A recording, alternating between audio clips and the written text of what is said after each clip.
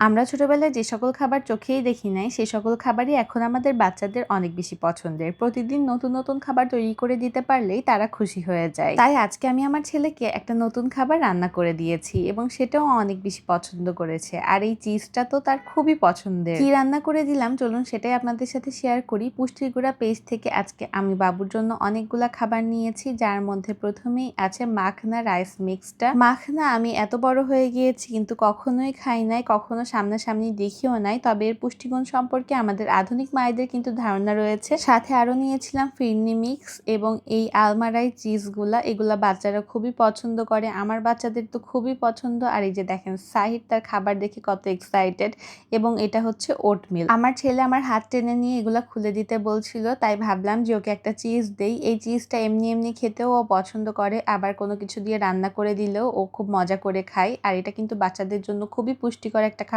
পুষ্টির গুঁড়া পেজ থেকে আমি সবগুলা খাবার নিয়েছি। সাহির হওয়ার পর থেকে আমি ওদের কাছ থেকে অনেক খাবারই নিয়ে থাকি এবং ওদের নতুন নতুন কোনো খাবার আসলে সেটাও আমি বাবুকে ট্রাই করাই, কারণ ওদের প্রত্যেকটা খাবারই একদম কেমিক্যাল ফ্রি এবং ওরা খুব হাইজিন মেনটেন করে খাবারগুলা বানিয়ে থাকে। আর এখন এই খাবারগুলোর মধ্যে থেকে মাখনা রাইস মিক্সটা বাবুকে খাওয়াবো, এটা একদমই নতুন, ও খাবে। তাই ভাবলাম যে প্রথমে অল্প একটু দিয়ে ট্রাই করে দেখি যে ও পছন্দ করে কিনা।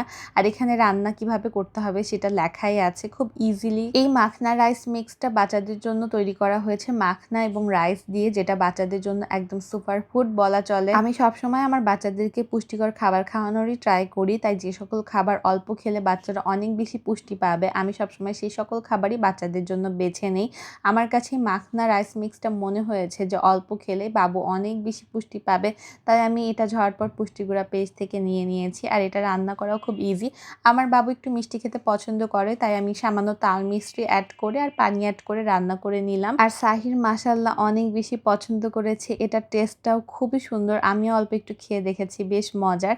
আপনারাও চাইলে আপনাদের বাবুদের জন্য পুষ্টির গুঁড়া পেজ থেকে মাখনা রাইস মিক্স সহ যে কোনো খাবার নিয়ে নিতে পারবেন। ওদের পেজটা আমি ক্যাপশনে মেনশন করে দিব। আজকের মতো বিদায় নিলাম। আল্লাহ হাফেজ, টাটা।